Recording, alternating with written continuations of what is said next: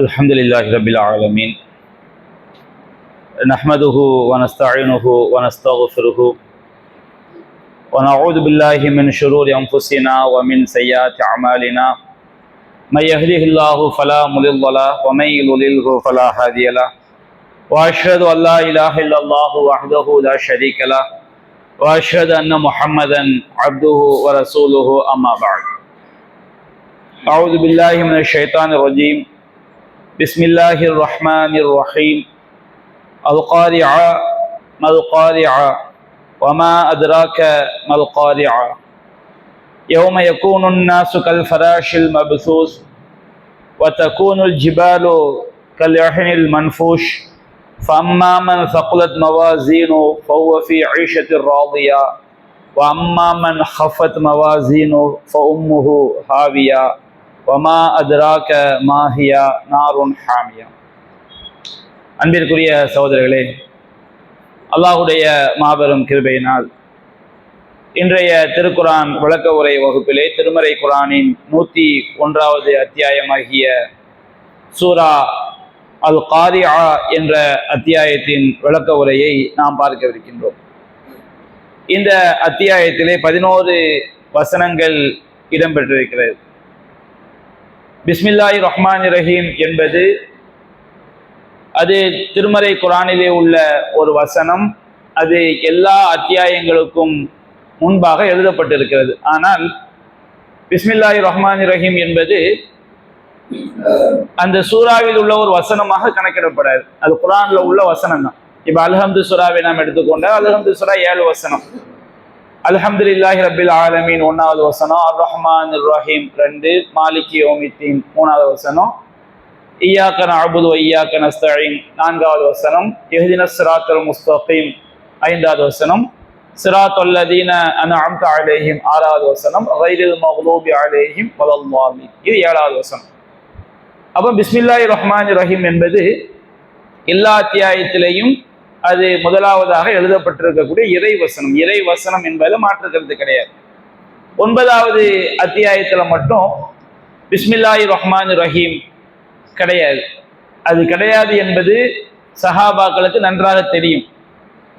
அப்ப அதனாலதான் என்ன செஞ்சிட்டாங்கன்னா, அந்த 9வது அத்தியாயத்துல வந்து பிஸ்மில்லாஹிர் ரஹ்மானிர் ரஹீம் இல்லாம அவங்க என்ன செஞ்சிருக்கிறாங்க, எழுதியிருக்கிறாங்க. அல்லாஹ் ரப்புல் ஆலமீன் இந்த சூரத்துல் காரியா என்ற அத்தியாயத்துல மறுமை நாளுடைய பயங்கரமான நிகழ்வை பற்றி, 2வது சூர் ஊதப்பட்டவுடன் நடைபெறக்கூடிய பல நிகழ்வுகளை பற்றி அல்லாஹ் சொல்லி காட்டுகின்றான். அல்லாஹ் 1வது வசனத்திலே கூறுகின்றான், அல் காரியா. காரியா என்று சொன்னால் தட்டும் ஓசை. இப்ப நம்ம கதவை தட்டும் போது ஓசை வருது பாருங்க, அந்த ஓசைக்கு காரியா அப்படின்னு செய்வாங்க, சொல்லுவாங்க. நபிகள் நாயகம் ஸல்லல்லாஹு அலைஹி வஸல்லம் அவங்க சொன்னாங்க, நாம ஒருவரை இறந்து போனவங்களை அடக்கம் செஞ்சுட்டு திரும்ப வரும் பொழுது அந்த மையத்து வந்து எஸ்மஉ கரஅன் ஆலிஹி, அந்த திரும்பி வரக்கூடியவங்களுடைய செருப்பின் ஓசையை அதை என்ன செய்ய கேட்கும். அங்க நபிகள் நாயகம் ஸல்லல்லாஹு அலைஹி வஸல்லம் அவங்க சொன்ன வார்த்தை கரு. இந்த காரியா என்ற வார்த்தையிலிருந்து, கரு என்ற வார்த்தையிலிருந்தா காரியா என்பது வந்தது. அப்ப நம்ம செருப்பை வச்சு நடக்கும்போது செருப்பின் நம்ம கால்களால் பூமியை தட்டும் போது ஒரு ஓசை எழுது, கதவை தட்டும் போது ஒரு ஓசை எழுகிறது. இந்த மாதிரி தட்டுவதனால் எழக்கூடிய ஓசைக்கு வந்து காரியா அப்படின்னு சொல்லுவாங்க. இங்க இந்த வசனத்துல சொல்லப்படக்கூடிய ஓசை என்பது 2வது சூர் ஊதப்படும் பொழுது ஏற்படக்கூடிய பயங்கரமான ஒரு சப்தம். முதல் சூரும் பயங்கரமான சப்தம் தான். 2வது சூர் ஊதப்படும் பொழுதும் பயங்கரமான ஒரு சப்தம். அந்த சப்தம் வந்து செவிப்பறைகளை தட்டி உள்ளங்களை என்ன செய்யும், அது திடுக்கிட செய்யக்கூடிய சப்தம். அந்த மாதிரி ஒரு சப்தத்தை வந்து இந்த மனித சமுதாயம் அதற்கு முன்பு கேட்டே இருக்காது. அவ்வளவு பயங்கரமான ஒரு சப்தம். அது அப்படியே உள்ளங்களை வந்து திடுக்கிட வைக்கக்கூடிய, பதற வைக்கக்கூடிய பயங்கரமான ஒரு சப்தமாக என்ன செய்யும் இருக்கும். குர்ஆன்ல அல்லாஹ் ரப்புல் ஆலமீன் சொல்லி காட்டுகின்றான், யௌம யுன்ஃபஹு ஃபிஸ்ஸூர்.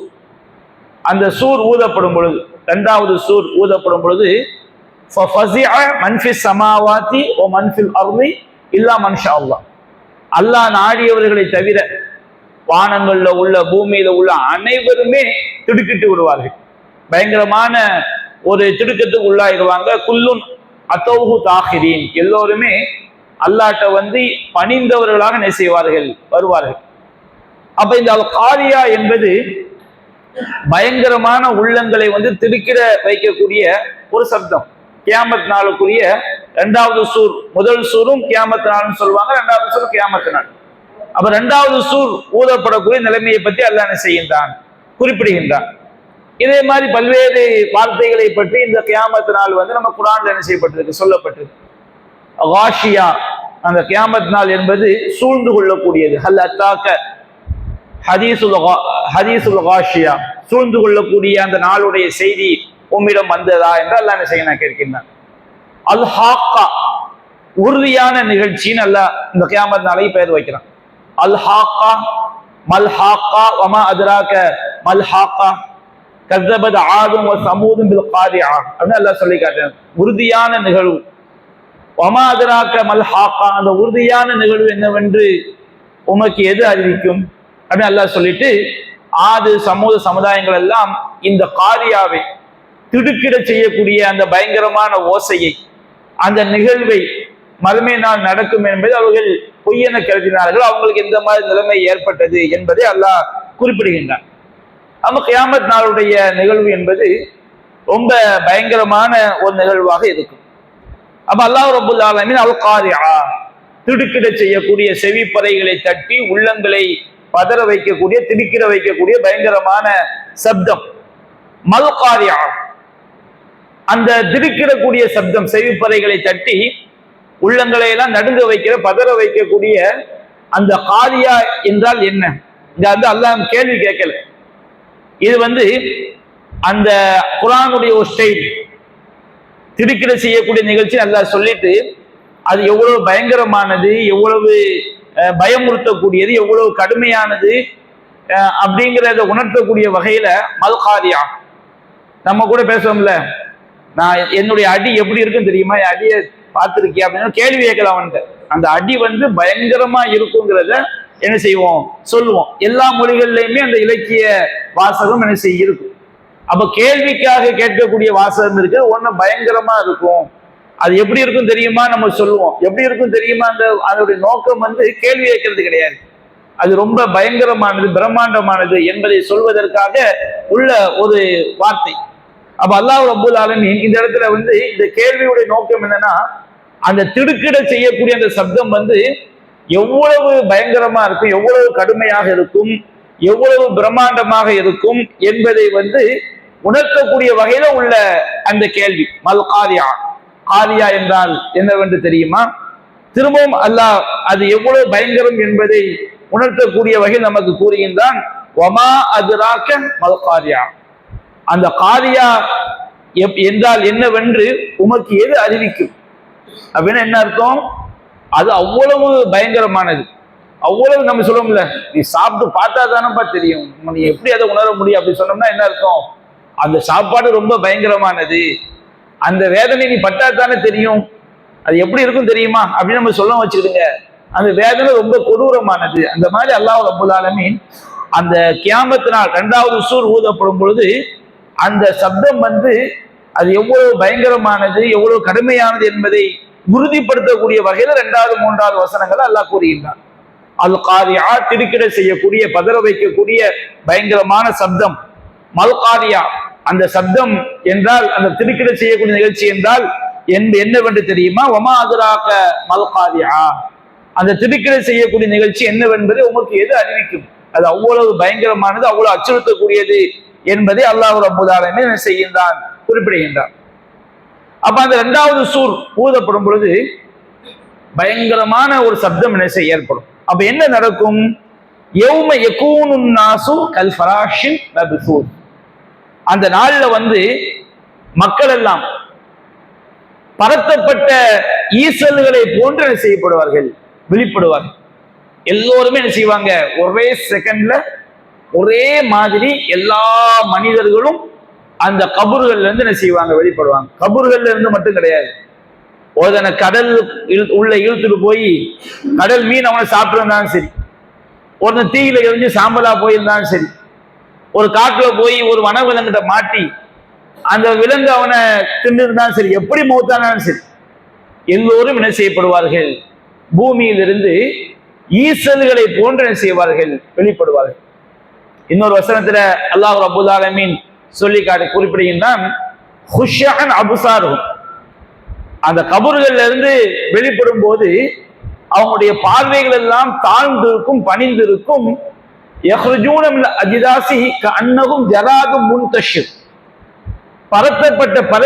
பரத்தப்பட்ட வெட்டுக்கிளிகளை போன்று, வெட்டுக்கிளிகள் எப்படி கூட்டம் கூட்டமா வெளிக்கிளம்பி வருமோ அந்த மாதிரி பரவி செல்லக்கூடிய வெட்டுக்கிளிகளை போன்று அவங்க செய்யப்படுவாங்க, கபூர்கள்ல இருந்து வெளிப்படுவார்கள் அப்படி அல்லாஹ் ரப்பல் ஆலமீன் குறிப்பிடுகின்றான். சூரத்து ஜில்சால் அத்தியாயத்தை அல்லாஹ் சொல்லும் போது, இதா ஜுல்சிலத்தில் அர்து ஜில்சாலஹா, பூமி மிக கடுமையாக உலுக்கப்படும் போது, இரண்டாவது சூர் ஊதப்படும் போது பூமி கடுமையாக உலுக்கப்படும். அஹ்ரஜத்தில் அர்து அஸ்காலஹா, பூமி தன்னுடைய சுமைகளை எல்லாம் அது வெளிப்படுத்தும். அப்போ அந்த நாள்ல மக்கள் எப்படி வெளிப்படுவார்கள்? யௌமைதீன் யஸ்துருன்னாசு அஷ்தாத்தன், மக்கள் கூட்டம் கூட்டமா என்ன செய்வாங்க? வெளிப்படுவாங்க. தங்களுடைய செயல்களை பார்ப்பதற்காக. அப்ப அந்த இரண்டாவது சூர் ஊதப்பட்டவன மக்கள் எல்லாம் ஈசல்களை போன்று, ஆதம் அலைஹிஸ்ஸலாம் அவங்கள்ல இருந்து, அவங்கதான் முதல் மனிதர், அவங்கள்ல இருந்து கடைசி மனிதர் வரை எல்லோரும் என்ன செய்வார்கள்? ஒரு மனுஷன் எழுந்திருக்கிறது எப்படி இருக்கும் அதே மாதிரி ஒரே டைம்ல, ஒரே செகண்ட்ல எல்லோரும் என்ன செய்வாங்க? கபூர்ல இருந்து வெளியே வருவாங்க. ஒரே செகண்ட், ஒரே மனுஷன் மாதிரி என்ன செய்யும்? எல்லாம் நடக்கும். உலகத்துல உள்ள எல்லா மனிதர்களும் வெளிப்படுவார்கள். அல்லாஹ் ரப்பல் ஆலமீன் ஈசல்களே அல்லாஹ் உதாரணமா சொல்லி காட்டுறான். அவங்க வெளிப்பட்டு அவங்க வரக்கூடிய நிலைமை ஈசல்களை போன்று இருக்கு. நமக்கெல்லாம் ஈசல் நம்ம நல்லா பார்த்துருக்கிறோம். அது என்ன செய்யும்? இரவு நேரத்துல தீ எரியும் போது அல்லது வெளிச்சம் இருக்கும் போது ஒரு மழை பொழிகிற மாதிரி ஒரு நேரத்தில் என்ன செய்யும்? அந்த ஈசல்கள்லாம் வெளிப்பட்டு வரும். ரொம்ப பலவீனமான படைப்பு, சின்ன ஒரு பூச்சியா இருக்கும். ஈசல் மட்டும் கிடையாது, இன்னும் நிறைய பூச்சிகள் என்ன செய்யும்? ஒரு வெளிச்சம் வந்துட்டாலே இந்த வெளிச்சத்துல போய் என்ன செய்யும்? மோதிக்கிட்டு இருக்கும். இரவு நேரத்துல இருட்டுல ஒரு வெளிச்சம் வந்துட்டாலே அந்த வெளிச்சத்தை நோக்கி, தீயை நோக்கி செல்லக்கூடிய நிறைய பூச்சிகளும் என்ன செய்யறோம்? பார்க்கலாம். அந்த பூச்சிகளுக்கும் என்ன செய்வாங்க? ஃபராஷ் அப்படின்னு என்ன செய்வாங்க? சொல்லுவாங்க. அந்த பூச்சிகள் நீங்க பாருங்க, இப்ப சில பறவைகள்லாம் என்ன செய்யும்னா சரியான பாதையில கரெக்டா போகும். நம்ம வானத்துல பார்க்கலாம், ஒரு பறவை முன்னாடி போகும், அதை அணிவகுத்து அப்படியே போகும். சில விலங்குகளை எல்லாம் நம்ம காட்டுல பார்க்கும்போது, வீடியோக்கள்ல பார்க்கும்போது கரெக்டா அது போகும், போக வேண்டிய இலக்கை நோக்கி சரியா போகும். ஆனா ஈசலை பார்த்தா அது என்ன செய்யும்? அது வெளிப்பட்டு அது பறக்கிற ஸ்டைலே அது என்ன செய்யும்? ஒரு வழி இல்லாம எங்க போகணும் தெரியாம ஒண்ணு அங்க பறக்கும், ஒண்ணு அங்க பறக்கும், ஒண்ணு இப்படி பறக்கும். ஒட்டு மொத்தமாக குழம்புன குட்டையில மாதிரி அது என்ன செய்யும்? பறந்து கொண்டு இருக்கு. எல்லா நெருப்பை நோக்கி போகக்கூடிய எல்லா பூச்சிகளுமே அது என்ன செய்யணும்? ஒரு சரியான ஒரு நேரிய ஒரு பாய்ச்சல் அது இருக்காது. ஒண்ணு இங்கிட்டு அங்கிருந்து பாயும், ஒண்ணு அங்கிட்டு இங்கிருந்து பாயும், ஒண்ணு முட்டி மோதி என்ன செய்யும், ஒண்ணு நெருப்புக்குள்ள போய் என்ன செய்யும்? விழும், கூட்டம் கூட்டமா விழும். அப்ப அந்த ஈசல்கள் அதை பார்க்கும்போது அது ஒரு நெறிப்படுத்தப்படாத, ஒண்ணுக்கு மேல ஒண்ணு முட்டி மோதக்கூடிய ஒரு நெருப்புல போய் விழுந்து கரியக்கூடிய ஒரு பயங்கரமான ஒரு சூழல்ல அந்த ஈசல்கள் இருக்கும். அத மாதிரி மனுஷங்க என்ன செய்வாங்களாம்? அந்த கபூர்ல இருந்து வெளிப்பட்டவன எங்க போகணும்னே தெரியாது. ஒருத்தரும் என்ன செய்வாங்க? முகத்தின தாழ், அழைப்பாளரை நோக்கி தலைகளை நீட்டி கொண்டு என்ன செய்வாங்க? வருவாங்க. அப்படியே அந்த காட்சியை பார்க்கும் பொழுது ஈசல்கள் எப்படி புலம்பி நிற்குதோ, வெட்டுக்கிளிகள் எப்படி படையெடுத்து வரும்போது அந்த வெட்டுக்கிளிகள் எப்படி ஒரு சீரா இருக்காது, அந்த மாதிரி மனித சமுதாயம் முழுவதும் ஈசல்களை போன்று என்ன செய்வாங்க? அவங்க தடுமாற்றம் உடையவர்களாக, குழப்பம் அடைந்தவர்களாக, பதறியவர்களாக ஒரு பயங்கரமான சூழல்ல என்ன செய்வாங்கன்னா அவங்க மன்னரைகள் என்ன செய்வாங்க? வெளிப்படுவார்கள் என்று அல்லாஹ் ரப்பல் ஆலமீன் இரண்டாவது சூர் ஊதப்படும் போது உள்ள நிலைமையை அல்லாஹ் குறிப்பிடுகின்றான். ஜிபால் கல் அஹ்னில் மன்கூஷ், மலைகள் அது சீவப்பட்ட கடையப்பட்ட பஞ்சுகளை போன்று அது என்ன செய்துவிடும்? ஆகிவிடும். கடையப்பட்ட பஞ்சுனா, சீவப்பட்ட பஞ்சுனா என்ன? நம்ம ஊருக்கு பழைய ஆட்களுக்கு நம்ம ஈஸியா ஒரு உதாரணம் சொன்னா விளங்கிடும். நம்ம பாம்புடியறதுக்கு முன்னாடி என்ன செய்வோம்னு சொன்னோம்னா, அந்த நூலை என்ன செய்வோம், நம்ம பாப்பமார்கள் பாமுடியார்கள் காலில் வச்சு இப்படி கத்தியை வச்சு என்ன செய்வாங்க, லேச விடுவாங்க. சீவும் போது என்ன சொன்னா அந்த பஞ்சு என்ன செய்யும் வழி அல்ல, ஒரு நீல கலர் இருக்கும், நீல கலர் நூல், சிவப்பு கலர் நூல், எல்லா கலர் நூல்களும் இருக்கும்போது பஞ்சு ஒரு விதமான கலர்ல வரும். அதுக்கு எந்த வெயிட் என்ன செய்யாது, இருக்காது. பஞ்சு முட்டாய் தயாரிக்கும் போது அல்ல ஒரு ரோஸ் கலரை ஊற்றும் போது, வெள்ளை கலரை ஊற்றும் போது அது பஞ்சு மாதிரி வருது பாருங்க. அந்த மாதிரி மலைகள் வந்து பல நிறங்களை கொண்ட மலைகள் இருக்குது. கருப்பு நிறம் இருக்குது, பச்சை நிறம் இருக்குது, பல நிறங்கள்ல மலைகள் இருக்கு. அப்ப எல்லா கலரையும் போட்டு கடையும் பொழுது, சீவும் போது, கத்தியை வச்சு சீவும் போது, கடையும் போது, பஞ்சு முட்டாய் கடையிறாங்களா இல்லையா, அந்த மாதிரி கடையும் போது அந்த மலைகளுடைய கடையும் போது எப்படி அந்த பஞ்சு வெளிப்படுமோ அது போன்று அது சீவப்பட்ட, சீப்பை வச்சு சீவப்பட்ட, அந்த கத்தியை வச்சு சீவப்பட்ட அந்த நூல்ல இருந்து பஞ்சு எப்படி மென்மையாக பல வண்ணங்கள்ல வெளிவருமோ, அதுல ஒரு பஞ்சு முட்டாயை கடையும் போது அந்த பஞ்சு எப்படி ஒரு பஞ்சு போன்று அது வெளிவருகிறதோ, அது போன்று மறுமை நாள்ல மலைகள் பஞ்சு பஞ்சாக ஆயிடும். வண்ண கம்பளி. வண்ண கம்பளினா பொதுவா பஞ்சு பஞ்சு வெள்ளை கலர்ல இருக்கும். அதே பல நிற நூல்களை வச்சு நம்ம சீவும் போது எப்படி பல நிறங்கள்ல அந்த பஞ்சு வருமோ, அது மாதிரி மலைகள் பல நிறங்கள்ல இருக்கு. அது எல்லாம் என்ன ஆகும், பஞ்சு போன்று மாறிவிடும். நபிகள் நாயகத்துக்கு குர்ஆன்ல பல்வேறு வசனங்கள்ல அல்லாஹ் குறிப்பிடுகின்றான். வத்தரல் ஜிபால், நீங்கள் இப்ப மலையை நம்ம பார்க்கிறோம், ஜாமிதா, அந்த மலைகள் அது பாறைகளை போன்று இருக்குது. மலைகளை நம்ம அசைக்க முடியுமா? அல்லாஹ் ரொம்ப ஜிபால் அரசாக, மலைகளை அல்லாஹ் முளைகளாக ஆக்கி வைத்திருக்கின்றான். இப்ப மலையை நம்ம ஆட்டவோ அசைக்கவோ செய்யாது, முடியாது. அந்த பயங்கரமான சப்தம் ஏற்படும் போது அந்த சப்தம் எப்படி ஆயிருமா, எப்படி இருக்குமா? இன்னைக்கு நம்ம மலையை பார்க்கும் போது அது ஒரு திடப்பொருளாக பாறையாக இருக்குது. வகைய தமுர்ருகா மர்ர சஹாப், அது மேகங்கள் கடந்து செல்வதை போன்று இரண்டாவது சூர் ஊதப்படும் போது பூமியில உள்ள எல்லா மலைகளும் தகர்க்கப்பட்டு பஞ்சு பஞ்சா பறக்கும். புஸ்ஸத்தில் ஜிபாலு பஸ்ஸா ஃபகானத் ஹபாஅம் மும்பஸ்ஸா, சூரத்துல் வாக்கியால அல்லாஹ் சொல்லி காட்டுறான். மலைகள் தூள் தூளாக்கப்பட்டு, மலைகள் தூள் தூளாக்கப்பட்டு அது புழுதிகள் எழுந்து நிற்பதை போன்று உள்ள புழுதி படலமாக அது என்ன செஞ்சிடும், மலைகள் மாறிவிடும். அப்போ அவ்வளவு அந்த சப்தம் எவ்வளவு கடுமையா இருக்குன்னு பாருங்க. இரண்டாவது சூர் ஊதப்படும் போது எழுப்பப்படக்கூடிய சப்தத்துல மலைகள் அது சீவப்பட்ட அல்லது கடையப்பட்ட வண்ண கம்பளிகளை போன்று, பஞ்சை போன்று அதை செஞ்சுவிடும். அப்படி தூசி படலமாக மலைகள் ஆகும். பூமியில எந்த ஒரு மேடு பள்ளம் இருக்காது. ஒத்தரல் அருள பாரிசா, பூமி எல்லாம் என்ன செய்யும், அது வெட்ட வெளி பொட்டலாக இருக்கும். இன்னைக்கு தான் நமக்கு குளம், புட்டை, மலை, அது கீழே குழி இதெல்லாம் இருக்கு பாருங்க. இரண்டாவது சூர் ஊதப்படும் போது பூமி என்ன செஞ்சிடும், அது வெட்ட வெளி பொட்டலாக என்ன செஞ்சிடும், ஒட்டு மொத்தமாக மாற்றப்பட்டு எல்லா மனிதன் செய்வாங்க, அந்த பூமியில இருந்து எழுப்பப்படுவாங்க. மலைகள் எப்படி ஆயிரும், அது இடம் பெயர்ந்து பஞ்சுகளை போன்று, மேக கூட்டங்களை போன்று அதை செய்துவிடும், மாறிவிடும். அப்ப அந்த மாதிரி நேரத்துலதான் அம்மாமன், இதையெல்லாம் எல்லா மனுஷங்களும் பார்ப்பாங்க. எல்லா மனிதர்களும் உலகத்துல ஆதம் நபியில இருந்து கடைசி மனிதர் வரைக்கும் எல்லாரும் என்ன செய்வாங்க, இந்த காட்சிகளை பார்ப்பாங்க. குர்ஆன் அல்லாஹ் சொல்றாங்க, நட்சத்திரங்கள் உதிர்ந்து விழும்போது, மலைகள் பஞ்சு பஞ்சாய் பறக்கும் பொழுது, கடல் தீமூட்டப்படும் பொழுது, இது முதல் சூர் ஊதப்படும் போது கிடையாது. முதல் சூர் ஊதப்படும் போது எல்லோரும் மரணம் அடைவார்கள். உலகத்துல உயிரோடு இருக்கிறவங்க எல்லாம் மரணம் அடைவார்கள். பரிச உலகத்துல உள்ளவங்க எல்லாம் மயக்கம் அடைவார்கள். உலகத்துல உயிரோடு உள்ளவங்க எல்லாம் மௌத்தாயிருவாங்க. பரிச உலகத்துல இருக்கிறவங்க மயக்கம் அடைஞ்சிருவாங்க. இரண்டாவது சூர் ஊதப்படும் போது எல்லோரும் ஒட்டுமொத்தமா என்ன செய்யப்படுவாங்க, எழுப்பப்படுவாங்க. நபிகள் நாயகம் ஸல்லல்லாஹு அலைஹி வஸல்லம் அவங்க சொல்றாங்களா இல்லையா? அதாவது முதல் சூர் ஊதப்படும் போது எல்லாரும் என்ன செஞ்சிருவாங்க, ரசூலா மௌத்தாயிட்டாங்க, பரிச உலகத்துல இருக்கிறாங்க, அவங்க மயக்கம் அடைஞ்சிருவாங்க. ஏன்னா ஒரு மனுஷனுக்கு ரெண்டு மௌத்து தான், மூணாவது ஒரு மௌத்து கிடையாது. நம்ம பிறக்கிறதுக்கு முன்னாடி ஒரு மௌத்து, பிறக்கும் போது நம்ம ஒண்ணுமே இல்லாம இருந்த மையத்தா இருந்தோம் பிறக்கிறதுக்கு முன்னாடி, திரும்ப நம்ம மௌத்தா போறோம், ரெண்டு மௌத்து தான், மூணாவது மௌத்து கிடையாது. அப்ப சூர் ஊதப்படும் போது பூமியின் முதல் சூர் ஊதப்படும் போது பூமியின் மேல் பரப்புல உள்ளவங்க மௌத்தாயிருவாங்க, பரிச உலகத்துல உள்ளவங்க மயக்கம் அடைஞ்சிருவாங்க. இரண்டாவது சூர் ஊதப்படும் போது எல்லோரும் என்ன செய்வாங்க, கபூர்கள்ல இருந்து என்ன செய்யப்படுவாங்க, வெளிப்படுவாங்க. நபிகள் நாயகம் ஸல்லல்லாஹு அலைஹி வஸல்லம் நான் தான் முதல்ல கண் விழிப்புங்கிறாங்க.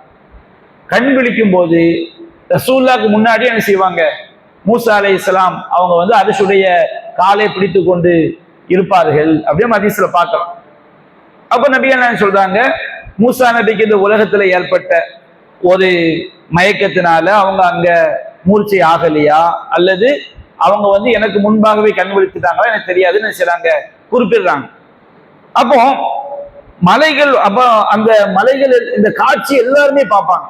கடல்கள் தீமூட்டப்படக்கூடிய காட்சி, நட்சத்திரங்கள் உதிர்ந்து விழக்கூடிய காட்சி, எல்லா நிகழ்வுகளையும் மனுஷன் என்ன செய்வாங்க, பார்ப்பாங்க. அது குர்ஆன் நல்லா சொல்லி காட்டான். மனுஷன் கேட்பானா, அதாவது இதா சுல்சிலத்தில் அர்து ஜில்சாலஹா வ அஹ்ரஜத்தில் அர்து அஸ்காலஹா வ காலல் இன்சானு மாலஹா. அந்த மனுஷன் என்ன ஆச்சுப்பா அந்த பூமிக்கு, ரெண்டாவது சூர் ஊதப்பட்டு நிற்கும் போது எல்லாம் இந்த பூமிக்கு என்ன ஆச்சு, ஏன் இப்படிலாம் நடக்குது அப்படின்னு சொல்லி யௌமைதின் துஹத்திஸு அக்பாரஹா, அந்த நாள்ல அந்த பூமி என்ன செய்யும், தன்னுடைய எல்லா செய்திகளையும் அதை என்ன செய்யும், அறிவிக்கும். யௌமைதின், அந்த நாளில் தான் யஸ்ருன் நாசு அஷ்டாத்தன், மக்கள் என்ன செய்வார்கள், லியரவ் அமாலஹும், தங்களுடைய செயல்களை பார்ப்பதற்காக கூட்டம் கூட்டமாக அவர்கள் கபூர்கள்ல இருந்து என்ன செய்யப்படுவார்கள், வெளிப்படுவார்கள். அப்ப அந்த நாள்ல என்ன நடக்கும், ரெண்டாவது சூர் ஊதப்பட்டு எல்லாரும் மேல வந்தவுடனே கேள்வி கணக்கு அந்த சேர்த்து நடக்கும். யௌமுல் ஹிசாப், கேள்வி கணக்கிற்குரிய நாள். மாலிகி யௌமித்தீன், நியாய தீர்ப்பு நாளுடைய அதிபதி. அப்ப நியாய தீர்ப்பு நாள் அது. அம்மாமன் சகுலத் மவாசீனு, எவனுடைய செயல்களின் எடை கனமாகி விட்டதோ, அவன் திருப்தி அடைந்த வாழ்க்கையிலே, நிம்மதியான வாழ்க்கையில அவன் என்ன செய்வான், இருப்பான். செயல்களின் எடை கனமாகி விட்டன, நம்முடைய செயல்கள் எல்லாம் தராசுல வச்சு என்ன செய்யப்படும், நிறுக்கப்படும். எவர்களுடைய எடைகள் கனமாகி விட்டதோ, எடைகள் கனமாகிறதுனா நமக்கு தீமை குறைந்து நன்மை அதிகரித்தால் எடை என்ன செஞ்சிருச்சு, கனமாயிடுச்சு. அப்போ அல்லாஹ் ரப்பல் ஆலமீன் நம்முடைய தீமைகளையும் எடை போடுவான், நன்மைகளையும் என்ன செய்வான், எடை போடுவான். அப்ப யாருக்கு தீமை எடை குறைஞ்சு நன்மை எடை கூடிட்டோ அவன் என்ன செய்யப்படுவான், நிம்மதியான வாழ்க்கையில. அந்த உலகத்துல நாம செய்யக்கூடிய எந்த தீமையும் நம்ம நன்மையை அளிக்காது. எது அழிக்கும் இஸ்லாம் சொல்லுது அதை தவிர. ஒரு சில பாவங்கள் தான் நன்மையை அளிக்கும். ஒருத்தன் மது அருந்திட்டான்னு சொன்னோம்னா 40 நாள் தொழுகை என்ன செய்யப்படாது, அவனுக்கு நன்மை எழுதப்படாது. தொழுதாகணும், ஆனா அவனுக்கு 40 நாள் தொழுது நன்மை எழுதப்படாது, அது ஒரு அபராதம் மாதிரி. அதே மாதிரி யார் வந்து ஜோசியம் பார்க்கறானோ அவனுக்கு 40 நாள் தொழுகை என்ன செய்யப்படாது, ஏற்றுக்கொள்ளப்படாது, அது நன்மை என்ன செய்யாது, கிடைக்காது. இந்த மாதிரி சில பாவங்கள் வந்து நம்முடைய நன்மைகளை அழிக்கும். ஆனா எல்லா பாவங்களும் நன்மைகள் என்ன செய்யாது, அழிக்காது. நாம செஞ்ச நன்மைக்கு நன்மை எழுதப்படும், நாம செஞ்ச தீமைக்கு தீமை எழுதப்படும். மறுமை நாளில் என்ன செய்யப்படும், அது எடை போடப்படும். எடை போடப்பட்டு நம்ம நன்மை எடை கூட்டிட்டு வச்சுக்கிடுங்க, அவன் வந்து நிம்மதியான ஒரு வாழ்க்கையில என்ன செய்வான், இருப்பான். அவன் திருப்தியான நல்வாழ்க்கையில அவன் என்ன செய்வான், இருப்பான். திருப்தியான நல்வாழ்க்கை என்ன அர்த்தம், சொர்க்கத்துடைய வாழ்க்கை, சொர்க்கத்தை நிம்மதியான வாழ்க்கை. அங்க எந்த விதமான நோயும் கிடையாது. இந்த உலகத்துலதான் நிறைய நோய்கள், சின்னதுல இருந்து பெருசு பெருசா ஏராளமான நோய்கள். ஒன்னு ரொம்ப கூலா உள்ளது, ரொம்ப டேஸ்டா இருக்குன்னு குடிச்சோம்னா சளி பிடிக்குது. ரொம்ப சீனி ஓடி சாப்பிட சக்கரை வியாதி வந்துடுது. கொஞ்சம் கரியா ஒரு சால்னா ஊற்றி டெய்லி ஒரு 2-3 மாசம் சாப்பிட்டோம்னா கொழுப்பு என்ன செஞ்சிருது, கூடி போயிருது. என்னதான் திரும்ப திரும்ப திரும்ப சேவிங் பண்ணாலும் நரைக்கிற முடி என்ன செஞ்சிருது, குறிப்பிட்ட வயசுல நரைச்சு போகுது. கொஞ்ச காலத்துக்கு என்ன செய்வாரு, முடிகளை ஃபுல்லா எடுத்து தானே இளமையா காட்டுவாரு. அதுக்கு பிறகு பெரிய நோய் வந்தோடனே நமக்கு உயிர் தான் பெருசு, மயிரா பெருசு, மயில் தான் பெருசு இல்லை, உயிர் இருந்தா போதும் என்ன செஞ்சிருவாரு, அது வெள்ள முடியா விட்டுட்டு உயிரை காப்பாற்ற ஓடிக்கிட்டு. துனியாவில் நம்ம என்ன சாதிக்க முடியும், துனியாங்கிறது அவ்வளவுதான், அது எல்லாருக்கும் முடிஞ்சு போக கூடியதுதான். ஆனா சொர்க்கத்துடைய வாழ்க்கை என்பது அங்க எல்லாமே இளமைதான். இளமை அங்க முதுமை என்பது என்ன செய்யாது, கிடையாது. எப்போதும் இளமை. சரி, எத்தனை வருஷம், 1 வருஷமா, 2 வருஷமா, 3 வருஷமா, 50 வருஷம் கிடையாது. கோடான கோடான கோடான கோடான கோடான கோடி ஆண்டுகள் நிம்மதியான ஒரு வாழ்க்கை சொர்க்கத்துடைய வாழ்க்கை. குர்ஆன்ல அல்லாஹ் 3ஆ பிரிக்கிறானா இல்லையா மர்மையில, அஸ்ஹாபுல் மைமன தீமா அஸ்ஹாபுல் மைமனா, ஒன்று வலப்புறத்தார், இவங்கெல்லாம் சொர்க்கவாசிகள். அஸ்ஹாபுல் மஷ்அமா மா அஸ்ஹாபுல் மஷ்அமா, இடப்புறத்தார், இவங்கெல்லாம் நரகவாசிகள். 3வது ஒரு குரூப் இருக்கிறாங்க, ஒரு சாபிக்குன சாபிக்குன், அவங்க வந்து ரொம்ப முந்திய கூட்டம். பலப்புறத்தாலும் சொர்க்கவாசிகள் தான், இடப்புறத்தான் நரகவாசிகள். இன்னொரு கூட்டம், அந்த ரெண்டுக்கும் மேல உள்ள கூட்டம் சாபிக்குன சாபிக்கும். அவங்க இந்த உலகத்துல நல்லறங்களில் முந்தியவர்கள் தான், மறுமையிலும் முந்தியவர்கள். உலாயிக்கல் முகர்ரபூன், அவர்கள் தான் இறைவனுக்கு மிகவும் நெருக்கமாக்கப்பட்டவர்கள். ஃபி ஜன்னாத்தின் நயீம், அவர்கள் இன்பம் நிறைந்த சொர்க்க சோலைகளில் என்ன செய்வார்கள், இருப்பார்கள். வலப்புறத்தால ஒரு பெருங்கொண்ட கூட்டம் சாபிக்குன் இருக்காங்களா இல்லையா, முந்தி சென்றவர்கள், நல்லறங்கள் என்ற உலகத்துல முந்தி சென்றவர்கள். இவங்கள கொஞ்சம் கூட்டம், இவங்களுக்கு எப்படிப்பட்ட சொர்க்கம் அல்லாஹ் சொல்லி காட்டான். சுல்லத்துனல் அவ்வலின், முதலாம் அவர்களில் ஒரு பெரும் கூட்டமும், அதாவது வலப்புறத்தால ஒரு பெரும் கூட்டமும், கலீலும் ஆகிரி, சாபிக்குன்கள்ல உள்ள கொஞ்சம் பேரும் எப்படி இருப்பாங்க, அதாவது அல்லாஹ் ரப்புல் ஆலமீன் சொல்லி காட்டுகின்றான், அவங்க தங்கத்தாலான கட்டில்களில் என்ன செய்வார்கள், இருப்பார்கள். ஒருவருக்கு ஒருவர் முன்னோக்கியவர்களாக என்ன செய்வார்கள், இருப்பார்கள்.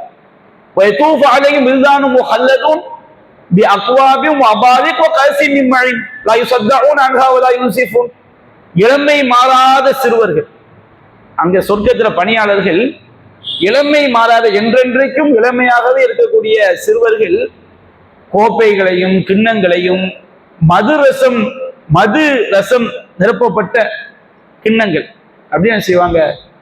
அந்த சொர்க்கவாசிகளை சுற்றி சுற்றி வருவாங்க. அங்க உள்ள அந்த மதுவை குடிக்கும்போது, இந்த உலகத்துல உள்ள மதுவை குடிச்சுட்டா தண்டவாளத்துல நின்றுக்கிட்டு 2 தண்டவாளத்தையும் குடிச்சுக்கிட்டு இந்த ஏனிய முடிவே இல்லாம போய்கிட்டு இருக்குன்னு கேட்பான். கீழே கட்ட வேண்டிய வேட்டையை தலையில ஊத்து கட்டுவான். இங்க சாராயம் குடிச்சுட்டா சில ஞானமே பிறக்கும்.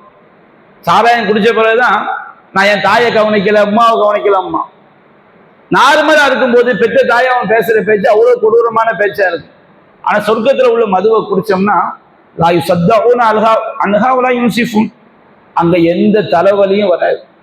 அவர்கள் மதி மயக்கத்திற்கு உள்ளாக மாட்டார்கள். சாக்கடைக்கு போய் தான் விழ மாட்டாங்க. எந்த தர்மாட்டம் என்ன செய்யாது, இருக்காது.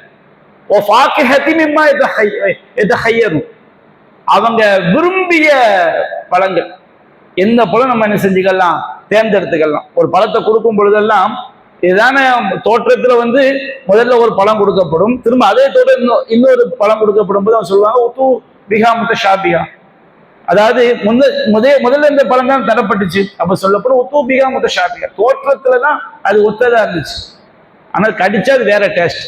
ஒரே பழம் தான், தோற்றத்துல ஒரே மாதிரி இருக்கும், ஒவ்வொரு தடவை சாப்பிடும் போதும் ஒவ்வொரு விதமான டேஸ்ட். யோசிச்சு பாருங்க, முடிவே இல்லாத வாழ்க்கையில. உதாரணத்துக்கு இப்ப நம்ம ஒரு ஆப்பிள் வாங்குறோம், அந்த ஒரு ஆப்பிளை திண்டு இன்னொரு ஆப்பிள் தான் அதே டேஸ்ட் தான் இருக்கு. ஒவ்வொரு ஆப்பிளுக்கும் ஒரு டேஸ்ட் எல்லாம் வச்சு தர்றான்னு வச்சுக்கிடுங்க ஒரே பழத்துல. அது எப்படிப்பட்ட ஒரு வாழ்க்கையா இருக்கும். இதை மாதிரி ஏராளமான பழங்கள். ஒரு பழத்தை ஒரு தடவை சாப்பிட்றோம் வச்சுக்கிடுங்க, திரும்ப அதே பழம் வந்தா அது வேற டேஸ்ட்ல இருக்கும். அப்ப அந்த மாதிரி ஒரு ஃபாக்கிஹத்தி மிம்மா யதஹய்யரு லஹமி தைரி மிம்மா யஷ்தஹு, அவங்க விரும்பக்கூடிய பறவையினுடைய இறைச்சி. எத்தனை விதமான பறவைகள் இருக்கு, கோழி, காடை, கௌதாரி, மயில், என்னென்ன பறவை இறைச்சிகள் இருக்குதோ அவங்க விரும்பக்கூடிய பறவையினுடைய இறைச்சிகள் விஷயம் இருக்கும். அவங்களுக்கு வாழ்க்கை துணைகளாக ஹுருலின் என்கின்ற பெண்கள் இருப்பார்கள். கண்ணகும் கம்சாலின் லுகுலில் மக்னூன், அவர்கள் மறைத்து வைக்கப்பட்ட முத்துக்களை போன்று இருப்பார்கள். முத்து கூட வெளியே வச்சுக்கிட்டே கொஞ்ச நாள் தூசி மேல படிஞ்சிடும், அது நல்லா போட்டு வச்ச பார்த்தோம்னா பல பல பலபன்னு செய்யும், மின்னும். மறைத்து வைக்கப்பட்ட முத்துக்களை போன்று இருப்பார்கள். கண்ணவும் மக்களும் ஜஸாஅம் பிமா கானூ யஅமலூன், அவர்கள் செய்தவற்றுக்குரிய கூலியாக என்ன செய்வாங்க, அவர்களுக்கு இது வழங்கப்படும். அது மாதிரி அல்லாஹ் சொன்ன, அதை தொடர்ந்து அல்லாஹ் சொல்லி காட்டுகின்றான், வசுல்லத்தும் மினல் அவ்வலீன் வசுல்லத்தும் மினல் ஆகிரீன், வலது புறத்துல ஒரு பெருங்கொண்ட கூட்டம், சாபிக்குள்ள ஒரு பெருங்கொண்ட கூட்டம், ஃபி சிதுரின் மஹ்லூத், முள் இல்லாத இலந்தை மரம். இலந்தை மரம் முள் இருக்கும், சொர்க்கத்துல முள் இல்லாத இலந்தை மரத்தின் கீழ் இருப்பார்கள். அடுக்கடுக்காக குலைகள் தொங்கக்கூடிய வாழை மரத்தின் கீழ் இருப்பார்கள். நீட்டி விடப்பட்ட நிழல்களின் கீழ் என்ன செய்வார்கள், இருப்பார்கள். நிழல்னா நம்ம கொஞ்ச நேரம் ஏசியில உட்கார்ந்துட்டா நமக்கு என்ன செய்யும், கொஞ்சம் அலுப்பு தட்டும். ஆனா அங்க எந்த அலுப்பு என்ன செய்ய தட்டாது, அங்க அலுப்பே வராது. மாயின் மஸ்கு, ஓட்டி விடப்பட்ட அப்படி ஓடிக்கொண்டிருக்கக்கூடிய தண்ணீருக்கு அருகில் செய்வார்கள் இருப்பார்கள். அங்க எந்த வீணான விஷயத்தையும் எந்த பாவத்தையும் கேள்விப்படக்கூட மாட்டாங்க. இங்க நம்ம அடிக்கடி கேள்விப்படுவோமா இல்லையா? அவங்க கூட போயிட்டான், இவன் கூட போயிட்டான், டான்ஸ் ஆயிட்டா. அங்க இந்த மாதிரி பேச்சு எதுவும் வராது. பாவமான விஷயம் வராது. அவன் ஆக்சிடென்ட்ல பாவமான விஷயம் வராது. அவன் ஆக்சிடென்ட்ல மௌத்தாயிட்டான், இங்க இவர் ஹார்ட் அட்டாக்ல போயிட்டு இந்த மாதிரி செய்தி அங்க வராது. அங்க எந்த வீணான செய்தியும் வராது, எந்த பாவம் அங்க வராது. இல்லா கீரன் சலாமன் சலாமா, அங்க வந்து சலாம் சலாம் சலாம்.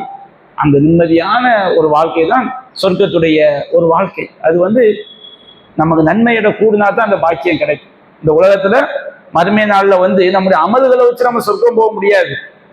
ஆனால் அல்லாஹ்வுடைய திருப்தி தான் நம்ம சொர்க்கத்துல கொண்டு போய் சேர்ப்பான். திருப்தியை பெற்றுத்தரக்கூடிய கருவி எது?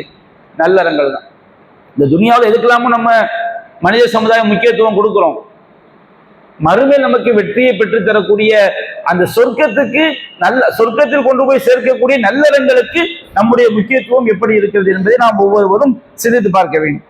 அடுத்து அல்லாஹ் கூறும், அம்மாமல் ஹஃபத் மவாசீனு, எவனுடைய செயல்களின் ஏடு லேசாகி விட்டதோ, எவனுடைய எடைகள் லேசாகி விட்டதோ. எடைகள் லேசாகுதுன்னா தீமை கூடிடும். தீமை கூடி நன்மை என்ன செஞ்சிடும்? குறைஞ்சிடும். அல்லது நன்மையே இருக்காது. காஃபிர்கள் ஷிர்க் வச்சுட்டு மௌத்தாவதாங்களா இல்லையா? இவங்களுடைய எல்லா நல்லறங்களும் அழிஞ்சிடும், நன்மையே இருக்காது, தீமை மட்டும் கூடும். அப்ப தீமை செயல்களின் எவர்களுடைய எடைகள் லேசாகி விட்டதோ, எடைகள் லேசாகுதுன்னா நன்மை குறைஞ்சு தீமை கூடுறது. அது நன்மையே இல்லாம முழுக்க முழுக்க தீமை மட்டும் என்ன செய்யறது? இருக்கிறது. அவனுடைய தங்குமிடம் ஹாவியா. இந்த உம்முங்கிற வார்த்தைக்கு ரெண்டு அர்த்தம் இருக்கு. ஒரு அர்த்தம் என்னன்னு சொன்னோம்னா, அவன் வந்து கொண்டு செல்லப்படக்கூடிய இடம், அவனுடைய தங்குமிடம். ஹாவியாங்கிறது நரகம். அது என்ன அல்லாஹ் நமக்கு அடுத்த வசனத்தை விளக்கலாம். ஒமா அதிராக்க மாஹியா, அந்த ஹாவியா என்றால் என்னவென்று உமக்கு தெரியுமா? உமக்கு எது அறிவிக்கும்? நாகும் ஹாமியா, அது கொழுந்து விட்டெறியக்கூடிய நரகத்துடைய நெருப்பு. அப்போ உம்முஹு ஹாவியா, அந்த உம்முங்கிற வார்த்தைக்கு நம்ம சாதாரணமா நமக்கு தெரியும், அரபி மொழியில உம்முனா தாய். இந்த உம்முங்கிற வார்த்தைக்கு அவன் நாடி செல்லக்கூடிய இடம், அவன் கொண்டு சேர்க்கப்படக்கூடிய இடம் அப்படிங்கிற அர்த்தம் இருக்கு. இன்னொரு அர்த்தம் என்னன்னு சொன்னோம்னா, உம்மு திமாக், மூளையினுடைய அடிப்படை அசல், மூளையினுடைய ஸ்டார்டிங் எனது முன்னேற்று. குர்ஆன் அல்லாஹ் சொல்லும் போது மறுமை நாள்ல அல்லாஹ் செய்வான், அல்லாஹ்வுடைய தொழக்கூடிய அடியார் ரசூல் ஸல்லல்லாஹு அலைஹி வஸல்லம் அவங்களை வந்து காபாவில் தொழும்போது காஃபிர்கள் தடுக்கிறாங்க. அப்ப அதை பத்தி அல்லாஹ் சொல்லிக்கொண்டே வரும்போது, அவன் விலகிக் கொள்ளவில்லை என்று சொன்னால் அவனுடைய முன்னேற்றி ரோமத்தை பிடித்து இழுப்போம். அது எப்படிப்பட்ட நாசியா? நாசியத்தின் காதிபத்தின் ஹாத்தியா, அது தவறு இழைத்து பொய் வைக்கக்கூடிய முன்னேற்றம். நம்முடைய மூளையில வந்து எப்படி பொய் சொல்லணும், எப்படி ஏமாத்தணும், இதை ஃபுல்லா சிந்திக்கிற இடம் மூளை, பெரிய மூளை. அந்த மூளையில வந்து இந்த மாதிரி சிந்திக்கிற இடம் ஃபுல்லா எங்கதான் இருக்கு? இங்கதான் இருக்கு. அதனாலதான் இந்த இடத்துக்கு என்ன பேர்னா, முன்னேற்றுக்கு என்ன பேர்னா உம்முத்திமா, மூளையினுடைய முன்பகுதி, மூளையினுடைய தாயம் சொல்லுவாங்க.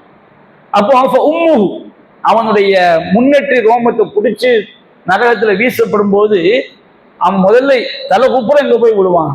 நரகத்துல போய் விழுவான். அப்ப அவனுடைய தலை குப்புற நரகத்துல போய் விழுவான் என்ற அர்த்தம் அதுக்கு உண்டு. நரகத்துல எப்படி போய் விழுவான்? தலை குப்புற போய் விழுவான்.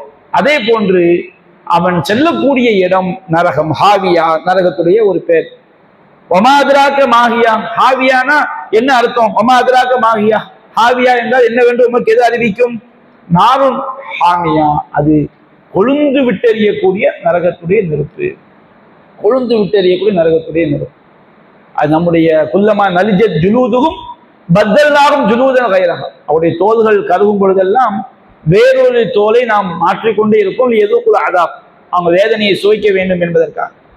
நபிகள் சொல்றாங்க, நாருக்கும் ஜுசூமின் சபையில ஜுசாமின் நாலு ஜஹன்னம், உங்களுடைய உலகத்து நெருப்பு நரகத்துடைய நெருப்புல 70ல் ஒரு பங்கு தான். நரகத்து நெருப்ப 70ஆ பங்கு வச்சோம்னா அதுல ஒண்ணுதான் உலகத்துடைய நெருப்பு. இந்த உலகத்துல நம்ம விறகை வச்சு எரிக்கிறது, பேப்பரை வச்சு எரிக்கிறது, கேஸை வச்சு எரிக்கிறது, எதை வச்சு எரிப்போம்.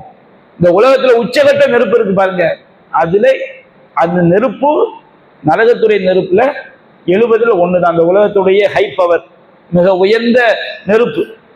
அப்போ நரகத்துடைய இந்த உலகத்துடைய நெருப்பை விட 69 மடங்கு செறிவூட்டப்பட்டதுதான் நரகத்துடைய நெருப்பு. அந்த உலகத்துடைய நெருப்பை எவ்வளவு பெரிய பாதிப்புகளை உண்டாக்கி விடுகிறது.